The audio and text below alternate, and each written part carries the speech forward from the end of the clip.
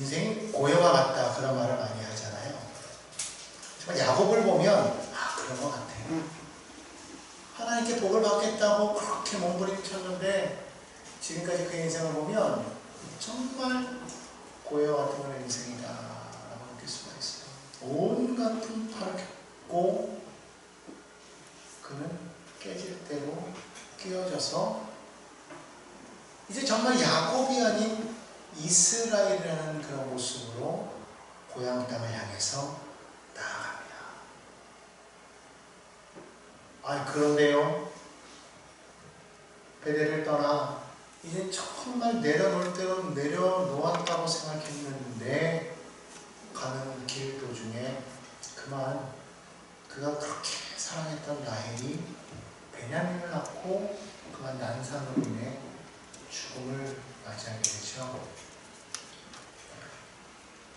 성경에는 야곱이 얼마나 큰 슬픔에 빠졌는지 고통스러운지에 대해서는 이야기하고 있지 않습니다.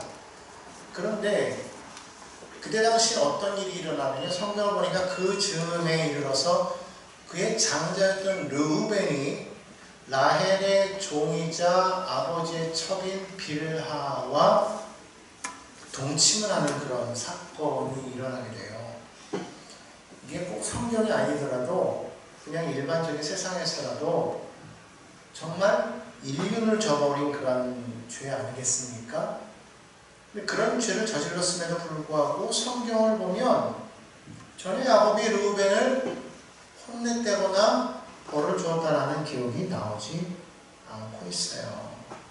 왜 그랬을까? 저는 개인적으로 생각할 때 아마도 라헬을 잃은 그 슬픔이 너무 커서 르우벤을 혼내야겠다는 어떤 생각마저도, 그런 기력마저도 남아있지 않았던 것은 아닐까. 그동안에 계속 깨어지고 낮아진 상태에서 이제 라헬마저 잃어버렸기 때문에 더 이상 내가 뭔가를 주장할 수 있는 그런 상태가 아니었던 것 같아요. 하지만 그러나 이것이 야곱의 마음에 충격을 주었다, 그가 슬펐다라고 것을 느낄 수 있는 건 어떻게 알 수 있냐면 나중에 후에 뒤에 창세기 49장을 보면 그가 아들들을 불러서 아들들에게 훗날 일어날 일에 대해서 이야기하잖아요. 말할 때 르우벤을 가리켜 한 말을 보면 알 수가 있더라는 거예요. 르우벤에게 그렇게 말해요. 3절로 4절에 보면 르우벤아 너는 내 장자요 내 능력이요 내 기력의 시작이라. 위풍이 월등하고 권능이 탁월하다마는 물의 끓음 같았은즉 너는 탁월하지 못하리니 내가 아버지의 침상에 올라 더럽혔음이로다. 그가 내 침상에 올랐었도다. 이렇게 이야기하고 있다는. 그러니까 야곱이 지금 세월이 많이 흘렀음에도 불구하고 그것을 지금 마음에 담고 있었다는 거예요. 그러니까 그때 당시에 그것이 야곱에게 충격을 안 준 것이 아니라 그만큼 야곱은 이제 기력이 없었다는 거예요. 너무너무 깨진 상태에서 라헬에 있는 그 충격이 그를 더 힘없게 만들지 않았을까 했다는 것이죠. 어쨌든 이러한 것을 보았을 때 지금 야곱이 집으로 돌아오는 그 모습은요, 뭔가 성공을 해서 뻔듯하게 자랑할 만한 어떤 그런 금이 환영하는 그런 모습은 아니었던 것으로 이렇게 보이죠? 전혀 그렇지 않아요. 야곱의 모습은요, 정말 의기양양하던 그때 그 모습은 이제 온데간데 없다라는 거예요. 외모를 보십시오. 다리는 쩔렁거리고 있어요. 쩔렁. 오랜 타양 생활로 이미 몸은 늙을 대로 늙고 추할 때도 추해진, 더군다나 사랑하는 아내를 잃고 슬픔에 빠져있는 정말 비참한, 그냥 어깨가 축 늘어진 한 노인에 불과한 거예요 지금. 자 보십시오. 야곱만 그렇습니까? 큰 아들은 어땠겠어요? 자기가 저지른 죄가 있으니까 차마 고개도 못 드는 거예요. 그렇죠? 둘째와 셋째는요, 시므온과 레위는 얘네야말로 지금 더 어떻게 고개를 들 수가 없는 거야. 자기네가 한 일이 있으니까. 외동딸 디나는요, 충격에 빠져가지고 어쩌면 아마 실어증에 빠져 있을지도 몰라.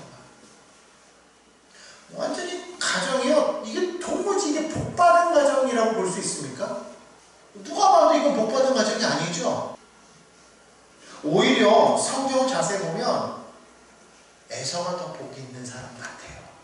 에서가. 그렇게 야곱이 복받기를 원해서 형의 장자권도 빼앗고 형이 받아야 될 축복도 빼앗고 그렇게까지 했는데도 불구하고 지금을 보면 야곱이 아니라 에서가 복 있는 자고 에서가 주인공인 거예요. 참 인생이 모르겠어요. 더군다나 고향에 왔단 말이죠. 고향에 오니까 그렇게 자기를 위하던 어머니 리브가는 돌아가셨죠. 자기를 맞이하는 곳은 연로하신 아버지 이삭과 형인데 그 둘은 어떤 사람이야? 내가 속인 사람이야. 형도 속였고 아버지도 속였단 말이에요. 그러니 오랜만에 왔지만 지금 여전히 야곱의 마음은 좀 부담되겠죠. 그렇단 말이에요. 자기가 어머니가 살아계셔가지고 중간에서 뭔가 좀 이렇게 잘 조율을 했다면 그래도 그나마 날 텐데 그러지 못하는 거예요. 야곱의 마음이 얼마나 그랬겠어요. 더군다나 자기 실제로 그런지 아닌지는 모르지만 스스로가 그렇게 생각했을지도 몰라. 아버지하고 형이 얼마나 나를 조롱할까. 야 그러고 나갔는데 겨우 그러려고 그렇게 한 거냐? 이런 말 할 수 있잖아요. 근데 예를 들어서 뭐냐면 내가 지금 부유하게 지금 외적으로 부유하지 않다는 게 아니에요. 야곱이 지금 부유하게 왔어요. 자손도 많아요. 하지만 그게 월등하게 많냐는 거예요. 아무 문제 없이 자녀들이 잘 컸냐는 거예요. 그러지 않단 말이에요. 마치 그런 거죠. 내가 하나님의 자녀로서 내가 하나님을 예수를 믿고 내가 하나님의 자녀가 되었다고 막 집안에서 막 믿지 않는 가정에서 어떻게 해가지고 막 뛰쳐나갔는데 나중에 돌아와 보니까 나나 이 집안 사람들이나 더 잘 살아. 그리고 오히려 집안 사람들 보니까 걔네들은 자녀들도 너무 잘 나가는 거야. 아 우리 자녀들은 아닌 것 같은데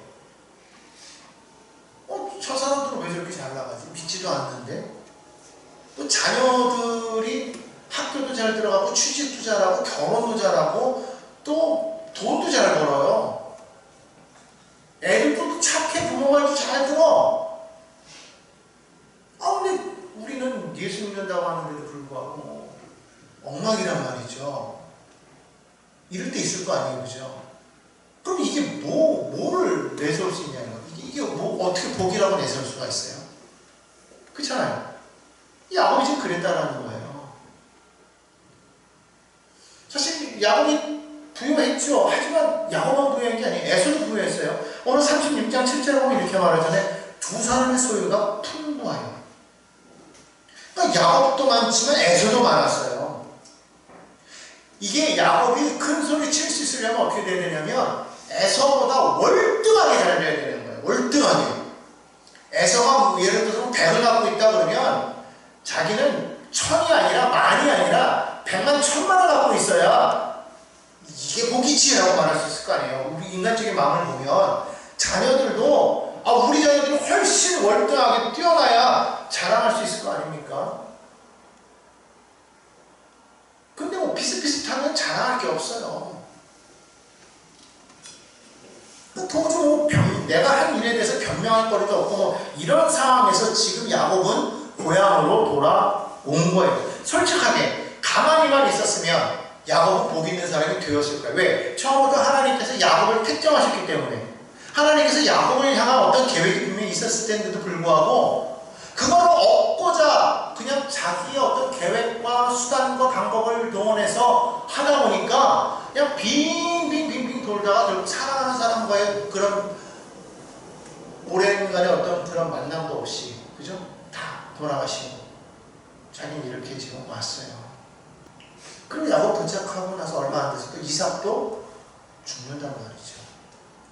우리가 가끔 때로는 생각할 때 왜 이렇게 복을 받기 위해서 그렇게 열심히 노력했고 야곱이 그렇게 했는데 왜 이렇게 됐을까? 그런 생각 들잖아요.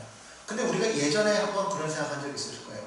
과연 이렇게 아버지를 속이고 형을 속이고 축복을 가로채서 축복을 기도를 받아도 그게 유효하냐? 저는 한번 얘기했잖아요. 그 당시에는 유효한 것 같은데 돌아와서 보니까 유효했다 안 했다? 안 한 것 같잖아요. 그러니까 뭐의 문제냐면 그가 정말로 원했던 그 축복은 과연 무엇이었냐는 거예요.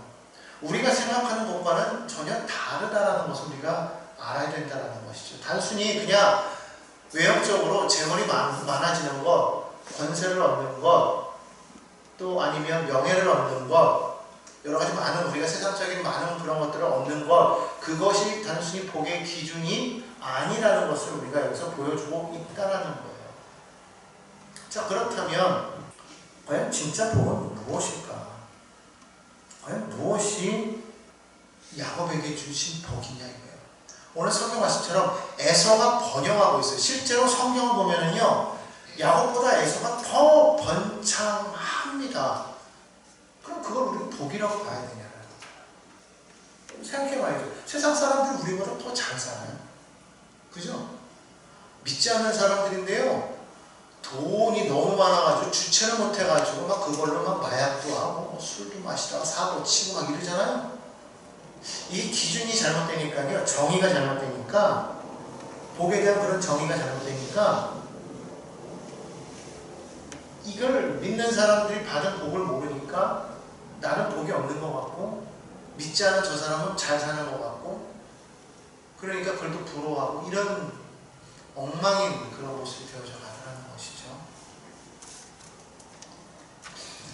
자, 보겠습니다. 이삭이 죽고요. 이제 에서와 야곱이 함께 이삭을 장사하지 않습니까?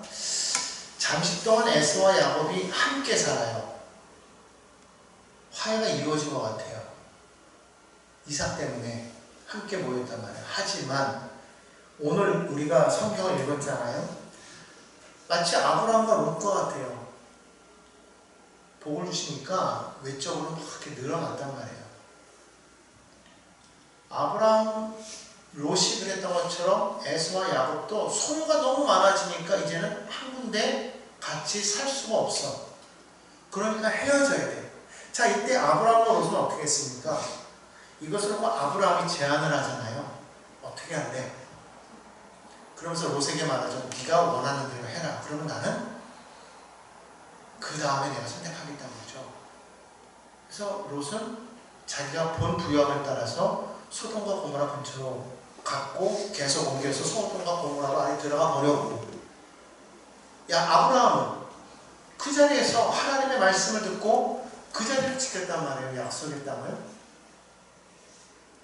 자, 오늘 여기 에서와 야곱은 어떻게 했을까요? 성경은 이렇게 말해요.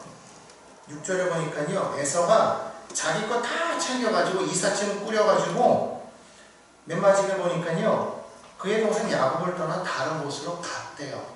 자기가. 에서가 말씀의 사람, 약속의 사람이 아니라는 것을 뜻한 이유가 어디냐면, 지금 자기가 머물고 있는 이 자리가 약속의 자리라는 거예요. 하나님께서 그의 조상 아브라함을 통해서 주신 약속의 땅이라는 거예요. 하나님께서 거기에서 너와 너의 후손이 땅을 차지하고 번성하게 될 것을 약속하셨고, 너로 말미암아 너의 후손으로 말미암아 모든 민족이 복을 받을 것이라고 약속하신 자리가 바로 그 자리란 말이에요. 그런데 지금 그 약속의 자리를 야곱은 떠났다가 돌아왔어요. 물론 안 오려고 했지만 이리 터지고 저리 터지고 결국 베델 하나님을 만나서 결국 어깨 축 처진 모습으로라도 돌아왔단 말이죠. 에서는 떠났다. 이 차이가 있어요. 다시 말하면 두 사람에 있어서 차이점은 뭐예요? 한 사람은 하나님의 약속, 하나님의 말씀을 붙잡았다는 것이고, 뭐 그것이 자이든 타이든 어쨌든 붙잡았다는 것이고, 에서는 그 자리를 떠났다. 오늘 우리가 기억해야 될 게 여기 있어요. 세상적으로 우리가 잘 되고 안 되고의 그런 문제가 아니라 하나님의 약속의 말씀을 내가 지금 붙잡고 있느냐 아니냐를 우리가 봐야 된다는 거예요. 정말 그 사람이 복이 있다는 건 뭐냐면, 복이 뭐냐 이거에 대한 정의가 분명할 때 우리가 알 수 있는 거예요. 복의 근원은 누구죠? 하나님인 거예요. 성경에서 시편 1편에서 복 있는 사람은 어떤 사람이라고 했어요? 여호와의 말씀을 즐거워하여 그 말씀을 주야로 묵상한다고 했단 말이에요. 다시 말하면 그 말씀은 뭐예요? 하나님이라고. 왜? 요한복음에 보면 태초에 말씀이 계셨다고 그랬잖아요. 그 말씀이 육신이 돼서 이 땅에 내려왔는데 알고 보니까 그것이 예수님이셨다 이거예요. 즉 주님이 말씀이셨다 이거예요. 말씀은 단순히 그 말씀 자체가 아니라 결국 그것 자체가 곧 하나님이 되더라는 것이죠. 말씀을 붙잡고 살아간다는 건 무슨 말입니까? 내 안에 하나님, 즉 예수를 모시고 살아간다는 거예요. 아멘. 그 사람이 복 있는 사람이에요. 아멘. 왜냐하면 복의 근원이신 하나님이 나와 함께하고 계시기 때문에. 아멘. 그래서 하나님께서는 그 한 사람을 통해서 주변이 복을 받게 하시더라. 그러니까 정말 복 있는 사람은 뭐냐면 그 사람을 통해서 주변이 복을 받아요. 어떤 복을 받아요? 하나님께로 나오는 거예요. 아멘. 하나님의 자녀가 되어서, 그러니까 하나님의 자녀가 되는 것만 복이 아니라 하나님은 뭐라고 말씀하시냐면 너희가 구하는 것에 너희가 알지 못하는 크고 은밀한 일까지 내가 더해주겠다고 했거든요. 아멘. 또 무슨 말이냐면 하나님은 본품도 주시지만 사은품도 많이 주시겠다는 소리예요. 플러스 알파가 있어요. 아멘. 이걸 우리가 기억해야 된다는 것이죠. 자, 그래서 에서가 야곱을 떠나 어디로 갔나 했더니 세일이라는 곳으로 갔대요. 8절에 보니까 에서, 곧 에돔. 에서의 후손을 에돔이라고 그러거든요. 돕다라는 뜻을 가지고 있습니다. 에서는 그 에돔이라고 때 에돔족 속 그러면 에서의 후손이라고 생각하면 돼요. 나중에 나오는. 이들이 지금 어디에 머물렀다고 그랬어요? 세일산에 거주했다고 그랬어요. 이 세일산은 누가 차지하고 있는 곳이냐면 호리 족속이 차지하고 있다고 했어요. 호리는 누구냐면 세일의 아들이에요. 근데 아마 호리라는 사람이 가장 유력했던 사람인 것 같아요. 그래서 그 민족을 호리 족속이라고 말하는데 지명은 세일이에요. 세일산에 머물렀다고 했잖아요. 근데 그 땅이요 상당히 척박한 땅이에요. 척박한 땅이라서 양을 치기에는 어려워요. 그래서 뭘 치냐면 나귀를 쳤다고 그렇게 성경도 얘기하고 있어요. 나귀를 쳤단 말이죠. 자, 왜 에서는 세일로 갔을까요? 그렇게 척박한 땅으로 옮겨갔을까요? 에서가 척박한 땅으로 옮겨간 이유가 있어요. 36장 2절을 보니까 이렇게 말하잖아요. 에서가 가나안 여인 중 헷 족속 엘론의 딸 아다와 히위 족속 시브온의 딸인 아나의 딸 오홀리바마를 자기 아내로 맞이하고 그렇게 말을 해요. 여기 말하는 히위 족속이라는 말을 신학자들은 호리 족속이라고 그렇게 이야기를 합니다. 실제로 여기 보면 히위 족속 시브온의 딸 아나의 딸 오홀리바마라고 말하는데 밑으로 쭉 내려가면은요 여기 나오잖아요. 자, 밑으로 내려가보면 14절에 보니까 시브온의 손녀 아나의 딸 에서의 아내 오홀리바마의 아들들 이렇게 나오죠. 여기 나오는 이 오홀리바마가 바로 앞에서 나오는 지금 이 히위 족속 바로 시브온의 딸 아나의 딸 오홀리바마예요. 그러니까 호리 족속 사람인 거죠. 그러니까 이미 벌써 나이 40에 그는 뭐 했다라는 거예요? 호리 족속과 혼인 관계를 맺었다라는 거예요. 혈연 관계가 있었다는 거죠. 이미 자기 세력이 거기 있었다는 거예요. 그러니까 아마도 그가 세일로 옮겨간 것은 그 땅이 척박함에도 불구하고 글로 옮겨간 것은 거기에 자기를 지지해 줄 만한 세력이 있기 때문에 그쪽으로 가게 됐는데 더 재밌는 장면이 하나 나오는데 그게 뭐냐면요. 이 자기의 그 장모되는 그 아나라는 사람이 있잖아요. 이 아나라는 사람이 여기 성경에 보니까는 무엇을 발견하냐면 온천을 발견했다고 이렇게 말해요. 24절입니다. 시브온의 자녀는 아야와 아나며 아나가 장모예요. 이 아나는 그의 아버지 시브온이 나귀를 칠 때 아까도 말했지만 척박해서 양을 못 치고 나귀를 쳤다고 했잖아요. 나귀를 칠 때 광에서 뭘 발견했대요? 온천을 발견했대요. 여러분 이게 당시에 물이 있다는 우물이 있다는 것은 어마어마한 재력을 상징하는 것이거든요. 물을 찾기 힘든데 더군다나 이 물이 어떤 물이에요? 온천물이에요. 이게 아마 그냥 단순한 온천물이 아니었을 거라고 생각해요. 왜냐면 이 몸을 치유하는 능력이 있는 거지. 마치 그 베데스다 이런 것처럼. 그러니까 어떤 그러한 그 당시에 그런 온천을 발견했기 때문에 아나는 당시 이 호리 족속 가운데에서도 유력한 자가 아니었을까 생각하는 거예요. 그러니까 세상적으로 봤을 때 부유한 집안의 여식을 아내로 취한 거야. 그러니까 상당히 에서는 어떤 사람이냐면 세상적으로 성공에 대한 그런 욕심이 아주 많았던 사람이에요. 성공에 대한 욕심. 그러니까 그런 유력한 자가 있었기 때문에 그쪽으로 가면, 다시 말하면 처가집 쪽으로 간 거예요. 근데 놀랍게도 거기 들어가면서 성경 신명기서를 보면은요, 신명기 2장에 보면 10절에 거기 보니까 이 호리 사람을 에서 자손이 멸했다고 말하거든요. 그러니까 처음에야 이제 같이 있었겠지만 나중에는 이 에서의 후손들이 점점 힘이 세지면서 호리 자손들을 몰아냈다고 보면 돼요. 아예 멸했다고 말하니까 그 땅을 차지해버린 거지. 그러니까 굴러온 돌이 박힌 돌을 빼낸 거예요. 그러니까 처음부터 그 땅이 자기 땅이 아니었어요. 원래 호리 사람들이 있었는데 왜 글로 갔겠어요? 나를 지지해줄 사람들이 있기 때문에 간 것이고 나중에는 아예 자기 사람들로 다 만들어버린 거죠.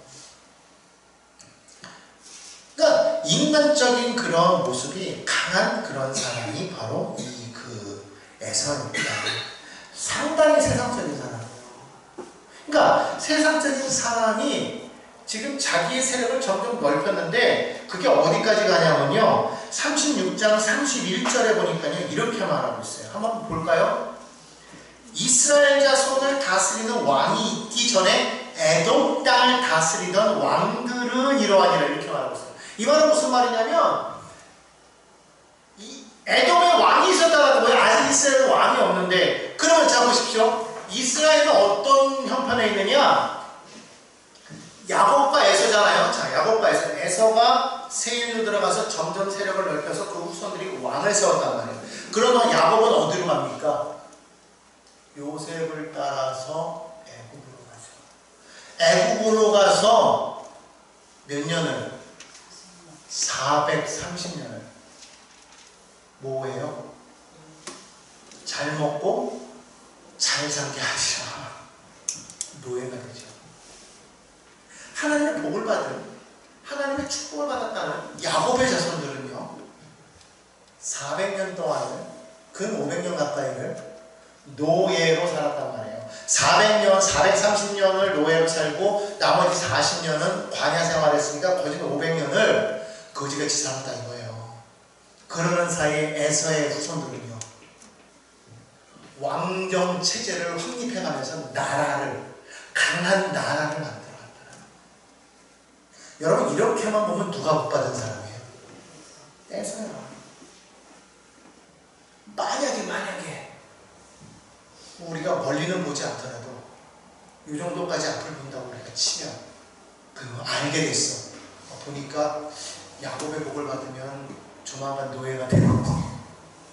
그러지 않으면 나라를 세우는데 그럼 나는 어디로 가지? 그럼 여러분 어디로 갈 것 같아요? 이거 보지 말고 그것만 딱 안다면 에서 선택하겠어요? 야곱 선택하겠어요? 에서 선택한다니까요. 그럴 거 아니에요, 그죠? 아니 5년도 아니야, 50년도 아니야, 거의 500년 가까이를 이렇게 살면서 여러분 같으면은 그 길을 선택하겠냐는 거예요.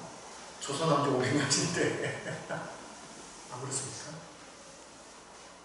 그러니까 그냥 겉으로 보면은요, 야, 이거 하나님이 살아계시나? 하나님의 사람이 복받는 게 맞아?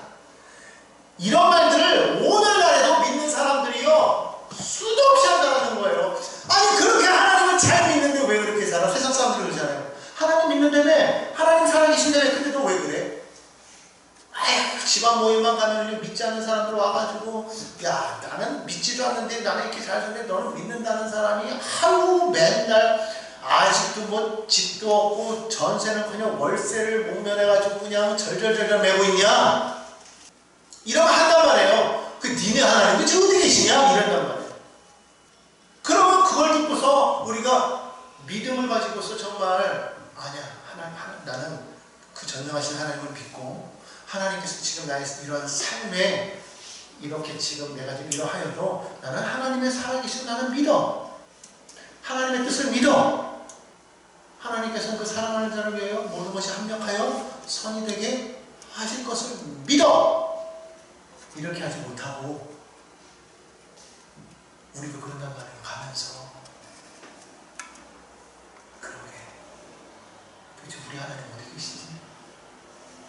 아, 나도 요즘 믿음이 흔들리네.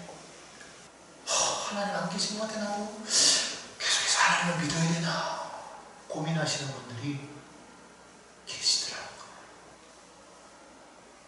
왜냐하면 이게 우리 생각에 그래도 기도하면 뭐 한 1년이면 2년이면 3년이면 풀리겠지가 안 풀리더라고요. 안 풀리더라고요. 심지어 죽을 때까지 안 풀리더라는 거예요. 그럴 수도 있잖아요. 지금 야곱이 그렇잖아요. 야곱의 가족이. 야, 세상과 비교해보니까 정말 믿는 우리가 너무 초라해. 너무 비참해. 이 에서의 자손들이라도 세상 사람들은요, 자기 힘으로 막 새를 불리고요, 막 성장하고, 뭐 살아가는 거 보면 별 어려움 없이 막 살아가고 성공하도록 달리고, 세상에서 막 이름이 높아지고, 부유하게 살고. 그러니까 그들은 말하자면 나는 하나님 없이도 성공할 수 있어. 내 능력으로 성공했어. 뭐 하나님의 필요를 느끼지 않아. 하나님의 존재를 나는 안 믿어. 막 이러는데 하나님 믿는 아브라함, 이삭, 야곱. 애 날 때도 여기 족보를 자세히 보세요. 36장은 에서의 족보거든요. 에서의 족보에서요, 한 번이라도 뭐 불임 때문에 고민했다라는 말 나와요? 전혀 안 나와요. 근데 벌써 아브라함이 불임으로 고생했죠? 이삭도 불임으로 고생했죠? 야곱은 애는 낳았는데 완전히 집안이 완전히 그냥 무슨 콩가루 집안이었잖아요. 이런. 그러니까 우리가 정말 의심이 자꾸 되는데, 그래서 자꾸 믿음의 자리를 떠나는데, 여러분이 기억해야 될 건 뭐냐면, 하나님이 없는 인간이 잘 되는 것 같아도 인간은 원래 무력하고 무기력한 그런 존재였다는 것을 알아야 된다는 거예요. 마치 이 에서의 자손은 막 꽃길을 걷고 하나님의 이 자녀들은 막 흙길을 걷는다. 아니, 흙길조차 아니야. 가시밭길을 걷는다. 그럼 그렇게 가야 되는가? 그런데 성경을 자세히 보면 그런 과정 속에서 항상 거기는 누가 계셨다라는 거예요. 하나님이 계셨다. 하나님이 계셨다. 결국 그들은 그런 모든 과정 속에서 그들이 느꼈던 건 뭐냐면, 아, 내 힘으로 할 수 있는 건 아무것도 없었어요. 결국은 누가 하시는 거야? 하나님이 하시고. 그래서 하나님만 바라보게 하시고 하나님만 의지하게 하시고. 자, 그랬더니 보십시오. 처음에는 그 몇백 년 동안은 에서의 자손은 잘 나가는 것 같고 야곱의 자손은 못 나가는 것 같았는데, 나중에 보면은요, 지금 여러분 에돔이 있어요? 이스라엘 있어요? 없어요? 여러분, 우리가 그걸 알아야 된다.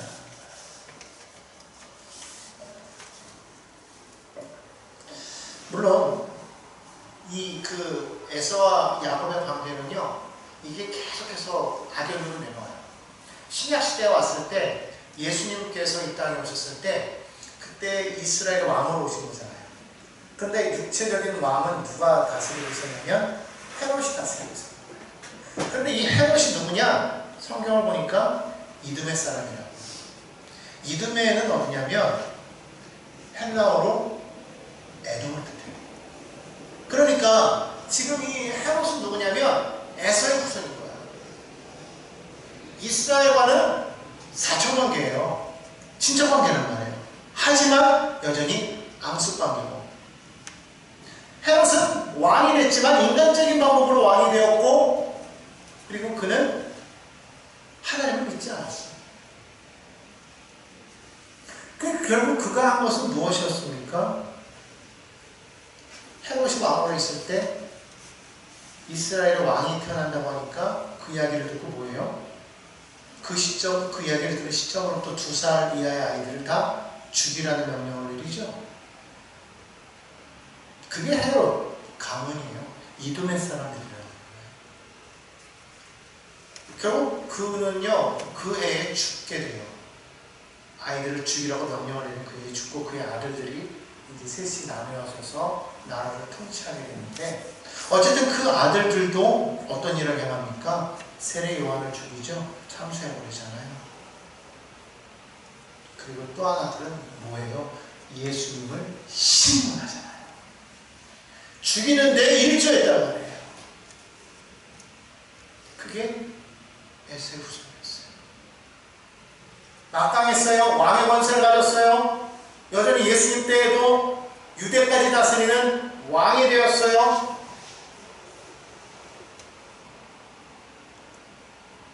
그런데 그들은 하나님을 대적했어요. 결국 그 이후에 어떻게 됩니까? 주후 70년경에 로마가 이스라엘을 쳐들어왔을 때 헤롯의 가문은 완전히 세상에서 자취를 감춰버린 거예요. 그러면 여러분, 예수님은 어떻게 됐습니까? 죽은 지 3일 만에 부활하셨어요. 그리고 이제 그분은 모든 사람 가운데 부활해 주러 오셔서 영원한 왕이 되셨다. 아멘. 여러분, 지금 우리가 볼 때 세상 사람들은, 즉 에세의 자손들은 뭔가 빠르게 출세하고 성공하는 것처럼 그렇게 보여요. 하지만 여러분 기억해야 됩니다. 결국 하나님의 그런 계획 속에, 하나님의 역사 속에 그들은 없다라는 거죠. 하지만 우리는 뭔가 세상에서 볼 때는 힘도 없고 뭔가 더디게 발전하는 것 같고 나그네 같고 마치 노예처럼 보이고 그렇게 됐지만, 전국적으로는 결국 그리스도가 우리 가운데에서 나셨다는 거예요. 우리의 왕이 되시는 거죠. 우리는 그분의 자녀가 되는 거예요. 우리에게는 영원한 생명길이 우리에게 되는 것이죠. 그렇기 때문에 정말 복이 무엇냐? 라고 물었을 때, 이 복에 대한 것을 우리가 정확하게 봤을 때, 복은 어떻게 우리가 바라봐야 되는가 했을 때, 복은 하나님께서 말씀하신 것을 기대하는 것이 아니라 그것을 이루기까지 우리가 인내함으로 각오해야 되는 것이다. 그럴 때 얻을 수 있는 것이다. 그러니까 여러분, 오늘날 우리가 살아가면서 정말 하나님 앞에 구할 때 무엇을 구해야 되겠는가? 세상적인 그런 명예, 권세, 부요함, 어떤 그런 것으로 인한 우리의 성공, 출세, 이런 것으로 복의 개념을 따지는 것이 아니라 정말 하나님께서 세워놓으신 그 온전하신 뜻, 그것을 이루어가는 것, 그래서 하나님 나라가 이 땅에 세워지는 것, 누구를 통해서? 바로 복 있는 사람을 통해서. 그게 누구예요? 우리가 될 수 있는 것이죠. 그것을 야곱이 분명하게 알았다면 야곱은 그렇게까지 그 복을 얻기 위해서 애쓰지 않았을 것이다.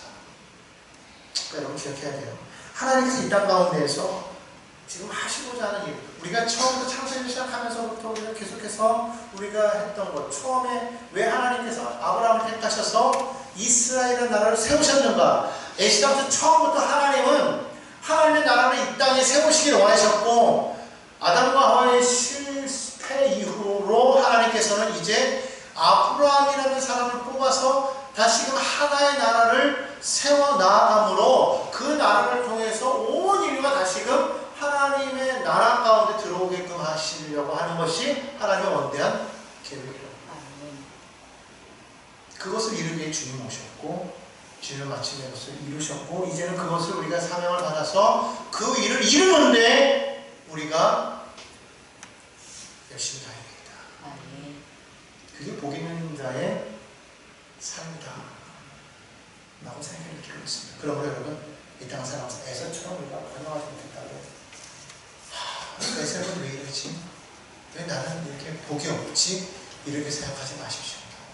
하나님께서 내 안에 계셔서 하나님께서 나를 통해서 당신의 뜻을 이루어나가고 계시는 한 우리는 복이 있는 자인 줄 알겠습니다. 아멘. 그것을 분명하게 알고 당당하십시오. 세상에서 없다고, 세상 사람들이 뭐라고 말한다고 주눅들 꺼없고 세상 사람들 앞에 당당하게 너희들이 알지 못하는 큰 보화가 내 안에 있다. 아멘. 그것을 우리가 기억하고 그렇게 우리가 살아가면서 당당하게 그분을 전하는 믿음의 백성이 다 되시기를 주님의 이름으로 간절히 부탁드립니다.